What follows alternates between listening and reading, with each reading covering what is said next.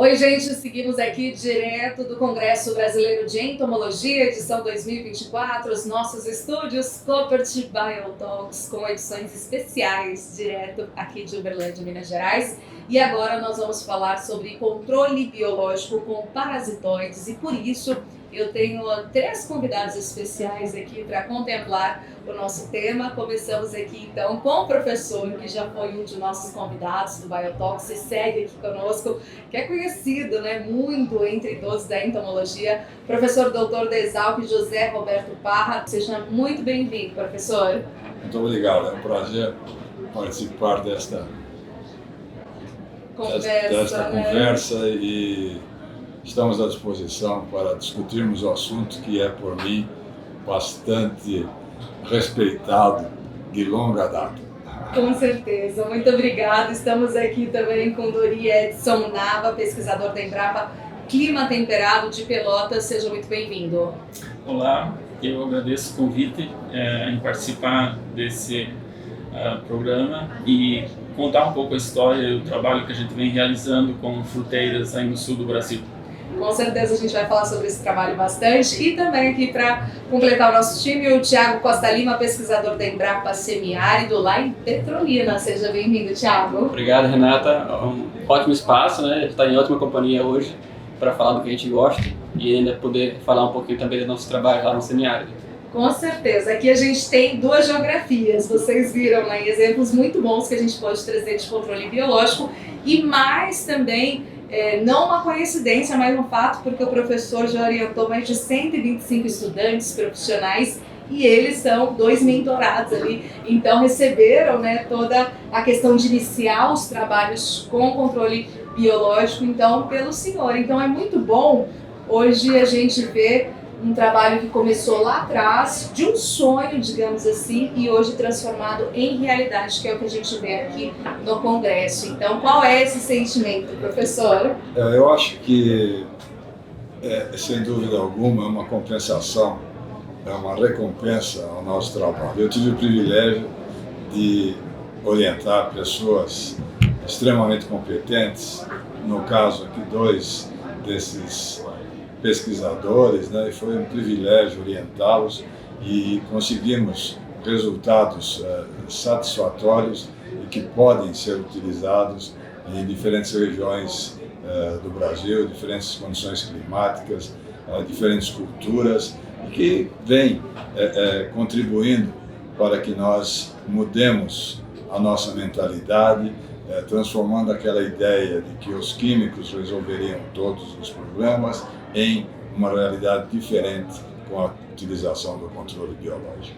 Pois é, e o senhor, como assim um dos precursores, um dos protagonistas dessa história, e sentindo hoje que na prática até a cabeça assim, de muitos produtores e até de empresas mais tradicionais hoje envolvidas e inseridas na questão de bioinsumos, realmente, você fazendo parte desse contexto, eu imagino que há um sentimento de muita gratidão de ver a realização desse trabalho acontecendo aqui em tempo real.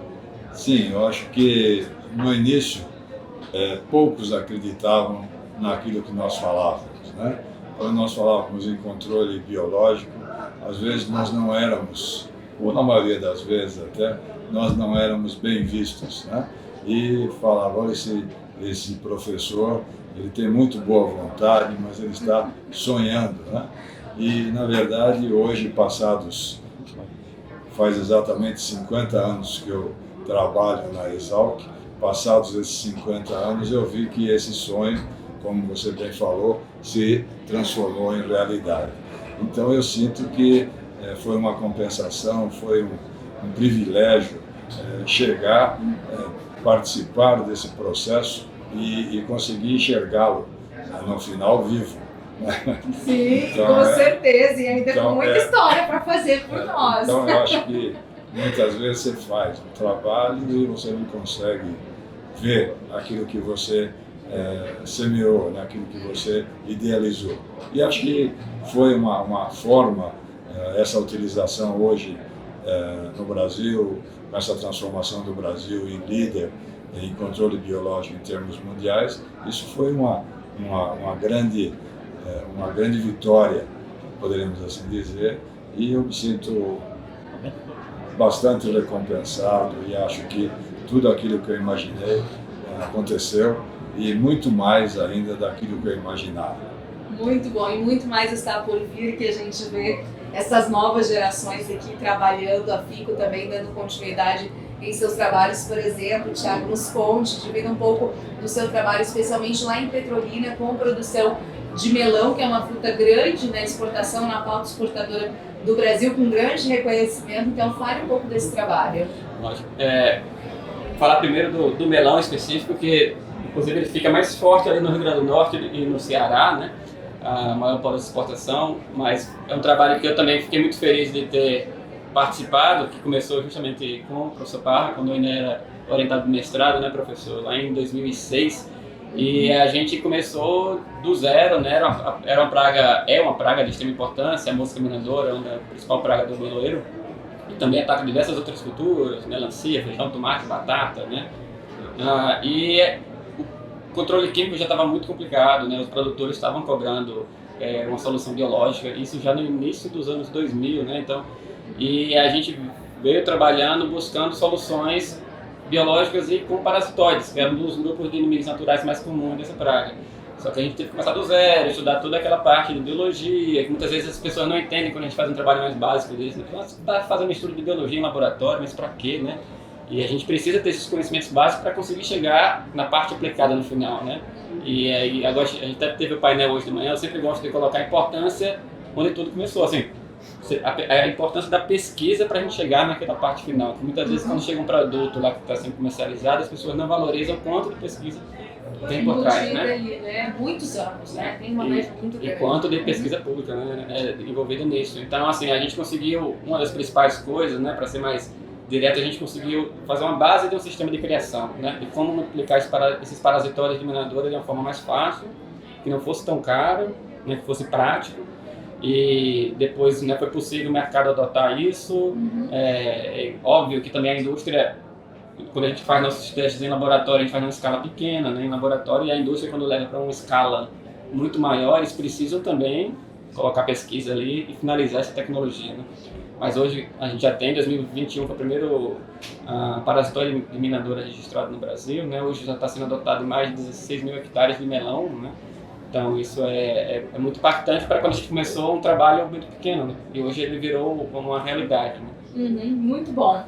E aí, trazendo também um pouco aqui para a realidade, saindo do Nordeste, indo para o Sul, viajando para o Sul do país, lá em Pelotas vocês fazem um trabalho também com algumas frutas específicas ali da região, desse clima. Então, conta pra gente também como iniciou esse trabalho, como continuidade até como Embrapa também atualmente. Então, fala pra nós, então, Corinthians.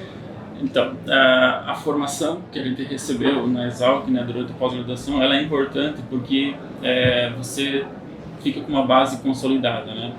E eu tive a oportunidade de ser orientado pelo professor Parra e no doutorado também trabalhei com fruticultura.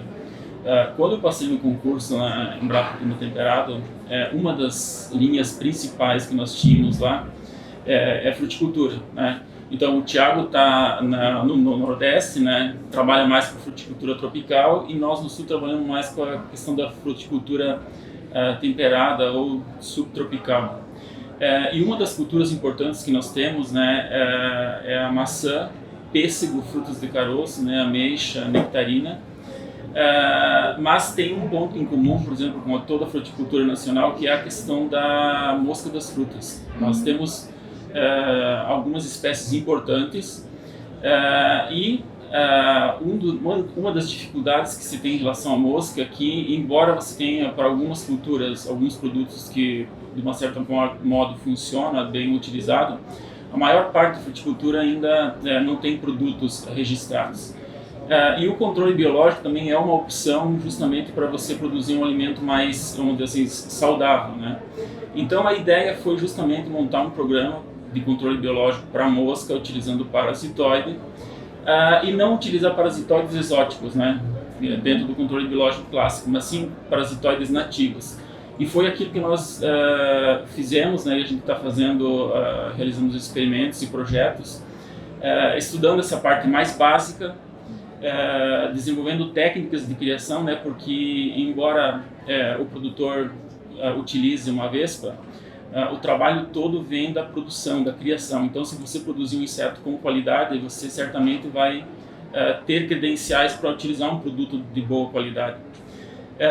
A gente também trabalhou com essa questão de trabalhos em campo, avaliando o parasitismo em pomares de citros, né, com índices de parasitismos satisfatórios.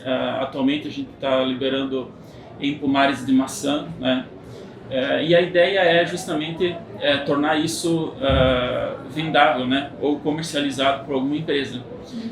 Nós temos a especificação de referência para o parasitóide hoje, né, junto com o mapa, mas nós ainda precisamos de empresas que comercializem, né, o produto para que chegue até o produtor, né, que a gente faz o papel de pesquisa, mas a comercialização está vinculada com empresas. E também eu queria destacar que durante esse processo, parte do processo, a gente teve a participação de empresas também, né, startups que auxiliaram, na verdade, no desenvolvimento da tecnologia. E eu diria que hoje é um produto, né, que nós estamos, professora, 12 anos pesquisando, né, o trabalho de controle biológico no mosquito das frutas, ele teria já maturidade, né, para ser levado para o campo. Muito bom você colocar isso, e até a questão assim da parte da ciência, da pesquisa, que, claro, intermediada aí por empresas, e é um exemplo muito significativo que a gente tem, né, professor, o Spark Bio, que é uma referência hoje que consegue unir Exalc, ou seja, o campo científico, e Coopert, por exemplo. Então, conta pra gente até do sucesso desse projeto e como ele serve assim, de um verdadeiro case de sucesso para que realmente a gente tem essa aliança importante de pesquisa, empresa, para que, claro, todos estamos aqui para benefício do produtor rural, no fim das contas, e a alimentação e sustentabilidade, e que realmente chega, né, que a pesquisa ela caminha para chegar nas mãos do produtor. Sem dúvida. Atualmente nós temos um projeto, nós somos diretor de um projeto que foi desenvolvido pela FAPESP, que é a Fundação de Amparo à Pesquisa do Estado de São Paulo, e foram liberados os recursos para que fossem estabelecidos centros de engenharia. E nesses centros existem diferentes áreas, existem centros com a Petrobras, centros com a Renault, centros com Natura, centros com a IBM, centros envolvendo inteligência artificial, etc. E tem o centro que nós dirigimos, que é o Spark Bio, que se trata de estudos de controle biológico. Então é uma parceria público-privada envolvendo a FAPESP, envolvendo a Universidade de São Paulo, representada pela Exalc, pelo Departamento de Entomologia e Acarologia, e a Coopert, que é a maior empresa do mundo na área de controle biológico, com sede oficial na Holanda e agora com dependências também no Brasil desde 2010. Né? Então esse centro ele visa, em última análise, que nós incrementemos, né, possamos incrementar a utilização do controle biológico e possamos desenvolver o desafio que nós propusemos, que é exatamente fazer com que a gente tenha um modelo de controle biológico para regiões tropicais. Então, o objetivo desse centro é exatamente desenvolver um modelo de controle para regiões tropicais, já que não existe a possibilidade de que nós copiemos tecnologias de outros países, da própria Holanda, porque a nossa agricultura é muito diferente. A nossa agricultura ela tem algumas características muito próprias, aliadas às condições climáticas e edáficas. Né? A nossa agricultura ela tem grandes áreas, né, que normalmente chamada de open fields, né? Nós temos sucessão de culturas, nós temos 2 ou 3 colheitas anuais, e tudo isso cria para a nossa agricultura uma originalidade uma característica diferente de outros locais. Então nós temos realmente que desenvolver uma tecnologia própria. Então, para aumentar o portfólio de produtos que vão ser distribuídos ao agricultor, é fundamental que nós realizemos estudos básicos e aplicados no centro de excelência, né? Então, Spark Bio significa São Paulo Advanced Research Center for Biological Control. Então, Centro Avançado de Pesquisas em Controle Biológico. Então, essa possibilidade de se juntar ao privado, ao público, é que vai nos permitir fazer pesquisas mais abrangentes, mais caras, acima de tudo, para que nós cheguemos mais rapidamente a esses objetivos propostos. Excelente, muito bom ter essa aliança que tem funcionado bastante e acaba sendo bastante reverberada aí para outras situações e para trazer o resultado que a gente precisa e que vem colocando aqui em pauta. E aí, Thiago, eu gostaria de saber atualmente, né, como é que vocês têm trabalhado a questão do controle biológico. Você trouxe a questão, o exemplo do melão e outros cultivos, outras possibilidades, o que você vem permeando ali na Embrapa? Um trabalho que a gente fez assim também muito resultados aplicados hoje, que a gente fiquei muito feliz, foi um trabalho em uva de mesa, né? O Vale de São Francisco hoje 99% da uva exportada do Brasil vem da região do Vale. E a gente teve uma praga nova que surgiu em 2015, 2016, uma pequena mariposa que penetrava as estruturas, desde flor até a baga, né? Então, e ela sempre ficava escondida, é muito difícil o controle químico porque ela está sempre dentro da baga, dentro da flor, então até o inseticida normal é mais complicado de chegar. E aí, até por ter a nossa origem de estudo até no laboratório junto com o professor Parra, né? Eu não trabalhei especificamente com tricograma, mas quem foi orientado do professor, a gente passou, né, e conheceu bem. Então a gente, na hora, a gente pensou, por que não testar o tricograma como opção para essa praga, né? A gente primeiro testou rápido em laboratório, viu que parasitava, fomos direto para o campo, porque assim, quem trabalha muito junto com o produtor sabe que a demanda é muito forte, né? Então não dá para chegar também assim, não, a gente vai ver, vamos testar, eles já querem plantar e estamos tendo prejuízo no momento, né? Então a gente conseguiu testar e verificou que em campo já conseguiu na época um parasitismo de 70%, né? E a gente atirou em um alvo e acertou em 2, né? Porque a gente teve outra praga, que é a traça dos cachos, que também é um problema de uva e que a gente viu que ele também parasitou, né? Então foi bem interessante porque foi a primeira vez com essa parte desse nosso estudo. A partir daí teve a especificação de referência do mapa que permitiu o registro de empresas agora direcionadas para essas duas pragas, né? Hoje o parasitóide, no caso, ele é registrado para praga-alvo, né? Então agora tem a recomendação para essas duas pragas e que são utilizadas em uva, e os produtores de uva passaram a adotar, né? Principalmente para essa traça da videira, que é essa praga mais recente. Então hoje a gente tem mais ou menos em torno de 1.000 hectares de uva já sendo tratados com tricograma que não existia, né? Então essa é outra pesquisa recente que conseguiu chegar, né, na ponta, e isso deixa a gente muito feliz quando a gente consegue que saia, né? Que quebre as barreiras, as portas do laboratório e chegue lá no campo. Que era algo assim muito, onde era muito comum, né? Os agricultores, produtores comentarem, né? Mas a pesquisa ela não pode ficar só no laboratório, tem algo magnífico ali, mas eu quero que chegue aqui para mim, né? Para minha utilidade. Então hoje essa união está muito mais forte que eu vejo, né? A pesquisa também ela está, e por meio da parceria público-privada, tem chegado mais rápido, então isso é muito interessante. Não o tempo da pesquisa, porque demanda esse tempo mesmo para ter assertividade, ter ensaios, mas no quesito assim, de chegar aonde deve chegar. Muito bom esse exemplo. E você, como é que está o trabalho por lá também, na clima temperado, né? Também avançando um pouco mais, Nori? A demanda é muito grande. Se nós tivéssemos mais entomologistas, né, provavelmente trabalho teria.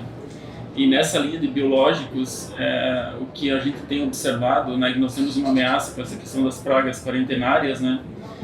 No sul também nós tivemos a invasão, digamos assim, da Drosophila Suzuki, né?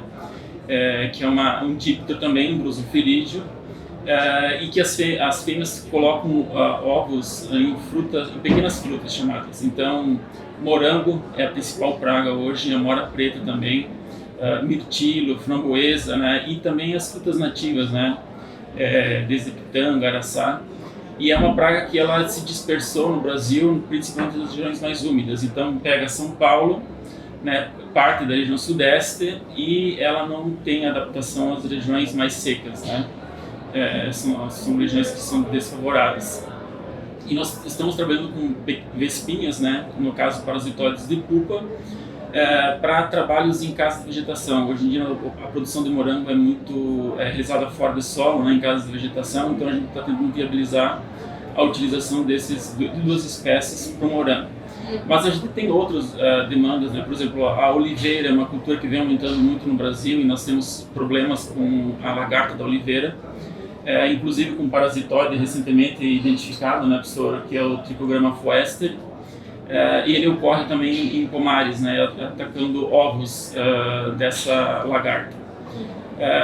E fora outras pragas tradicionais que a gente deveria investir mais, né, como mariposa oriental, né, ácaros. Então, assim, existe uma grande demanda e provavelmente nos próximos anos assim a gente vai ter resultados, né, mais aplicados para o produtor.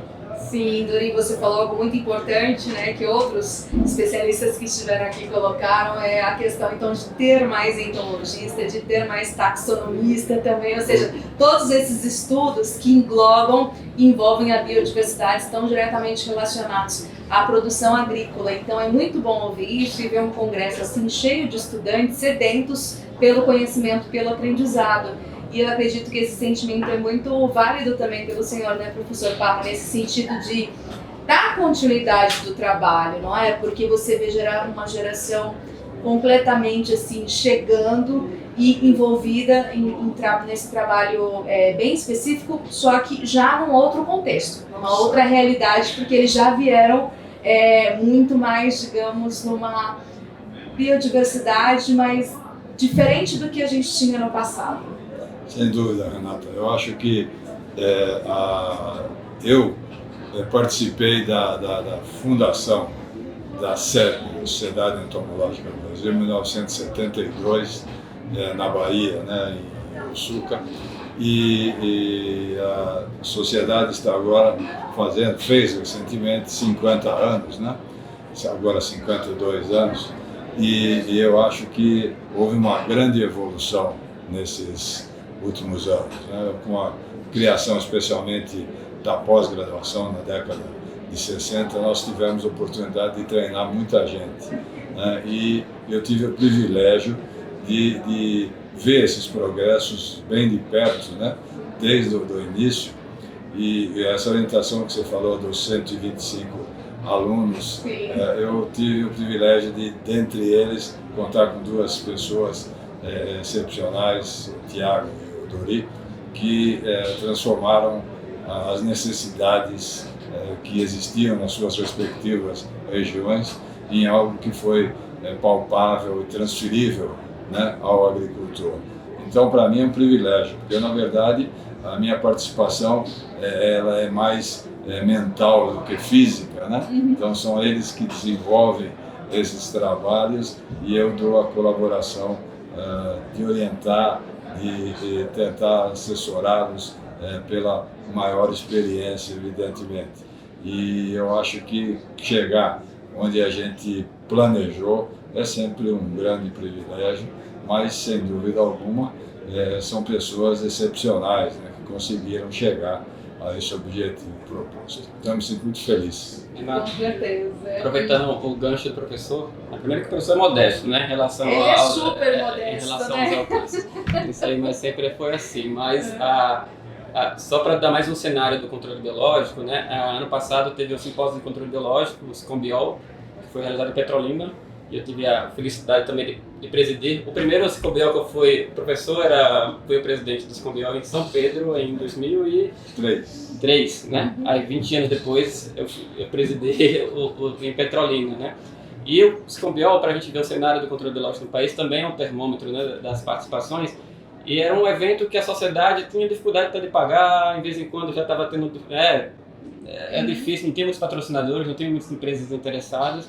E essa última a gente fez basicamente uma feira de controle biológico lá na região de Petrolina. A gente teve o evento com o maior número de participantes de todas as edições, né? Primeira vez a gente passou a barreira de 1.000 participantes, né? Muito bom, mais de 1.000. Mais de 1.000 participantes no Cisco Biel, que geralmente era 500, 600, tiveram outros até menos, né?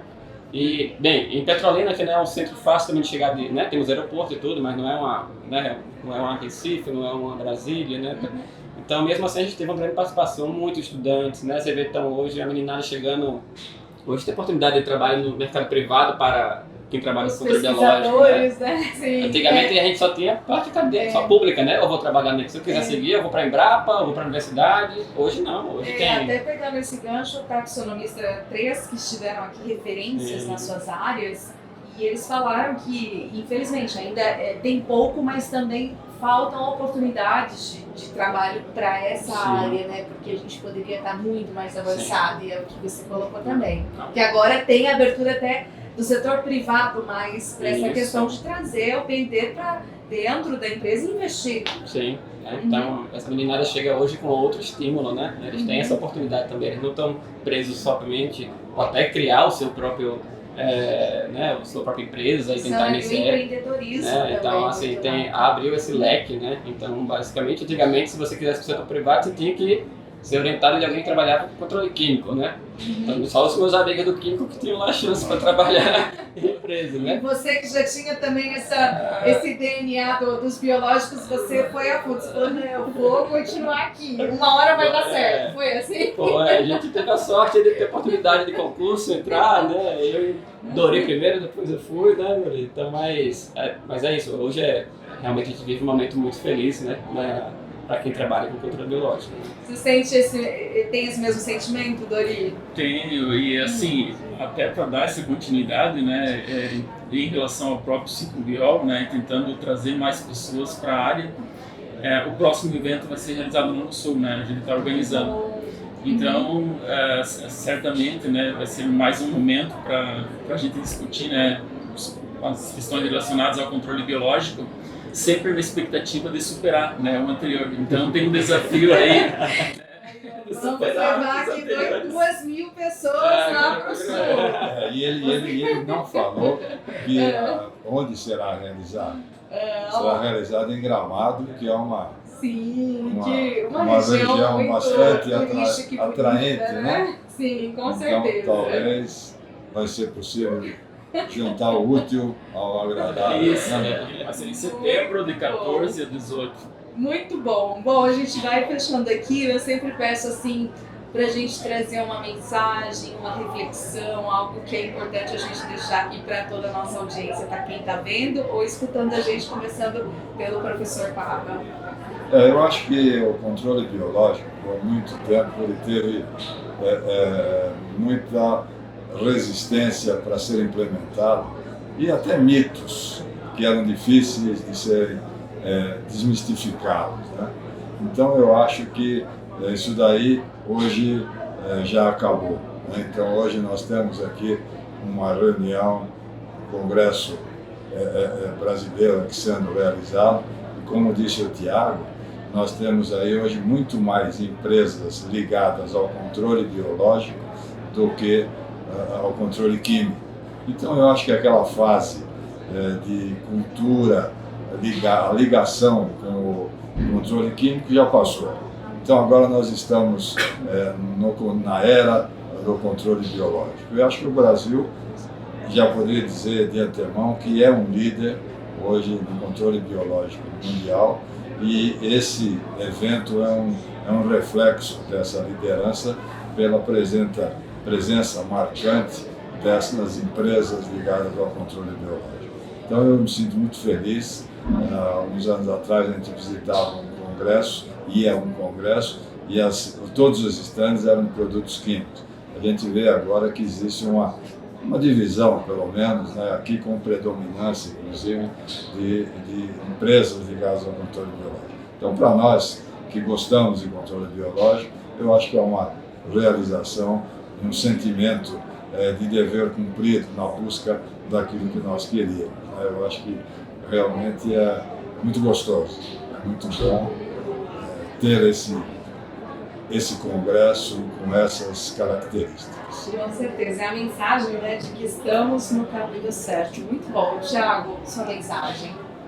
É mais hoje de agradecimento. Eu acho que tá aqui hoje, né, fazendo essa gravação junto com o professor Parra, que, né, a gente tem que ter. Acho que no Brasil a gente não tem a cultura que tem outros países. Eu acho de valorizar essas pessoas que deram um alicerce para a gente estar aqui hoje. Né?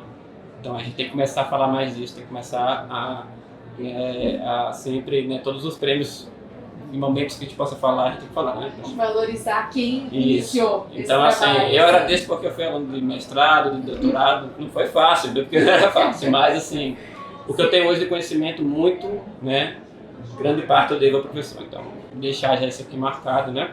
E Dorei, quando eu cheguei no laboratório, ele estava no pós-doutorado, e foi também ótimo exemplo de inspiração, né? Que me recebeu ótimo naquela época, então assim, a gente depois vira colega de trabalho, colega de empresa, então só de estar nesse espaço, eu estou muito feliz, né?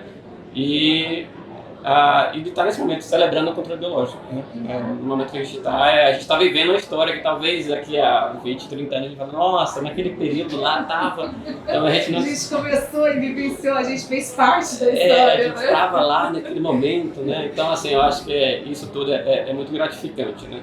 Então, é só para agradecer isso mesmo. E fazer uma merchanzinha também, eu tenho um Instagram de divulgação científica, o Insetos do Sertão. Então, Insetos do Sertão? Insetos do Sertão. Gente, eu amei porque eu já tinha visto isso, eu acho que numa apresentação, num painel, e eu achei o máximo. E agora é você, que eu achei o idealizador aqui. Vou seguir, segue lá, viu? Segue lá, Insetos do Sertão. Por favor, marca a gente. Muito bom você falar sobre isso também. Gente, sensacional. E aqui agradecendo você também, Dori, a mensagem que fica para todos, qual é? Então, acho que da mesma forma eu gostaria de agradecer o Thiago, é colega aqui de trabalho, né? A gente trabalha em conjunto, ao professor Parra, né? Por ter disponibilizado, ter orientado, né? Não só minha, várias outras pessoas. E a gente entra num momento, na verdade, diferente, né? Então, talvez nós, né, a gente pega essa transição, os novos já vão pegar um caminho mais trilhado. Mas eu acho que assim, a mensagem que eu diria é que assim, tu tem que ser resiliente, pelo menos o que eu tenho observado com as pessoas que permanecem ainda trabalhando com controle biológico, ou que permaneceram, e que hoje é uma realidade, é a resiliência, né? Gostar do que faz e se adaptar assim às mudanças, né? Mas sempre tendo um objetivo né, na tua vida para, como dizer assim, ter sucesso. Com certeza, eu falo sempre que a agricultura, o agricultor e quem trabalha com tudo envolvido nessa cadeia é muito resiliente, né? E principalmente o agricultor e o produtor rural brasileiro, e agora nesse sistema que é algo que a gente está vivenciando, como a gente não cansa de dizer, de uma agricultura com mais equilíbrio e em harmonia com a natureza, mais resiliente, mais sustentável, sequestrando mais carbono nesse momento de mudanças climáticas que não é só Brasil, é mundo todo. A gente teve 2 episódios muito recentes, um envolvendo muita água, outro envolvendo muito fogo. Então, claro que a gente tem que ter essa realidade atual e equilibrar todo o nosso sistema para que a gente garanta uma produção em nível nacional e mundial, mas que também a gente consiga respeitar e cada vez mais o equilíbrio da nossa natureza. Então, muito obrigada, adorei assim ter esses 2 cases, né, importantes aqui de Embrapa e que foram iniciados ali na Exalc, e claro, sempre bem-vindo, professor Parra, as portas estão abertas a vocês também, então sejam sempre bem-vindos, tá bom? Muito obrigado. Muito obrigada e acompanhe a gente então nos próximos episódios do Coopert Biotalks, aqui a gente então falando direto do Congresso Brasileiro de Entomologia, edição 2024.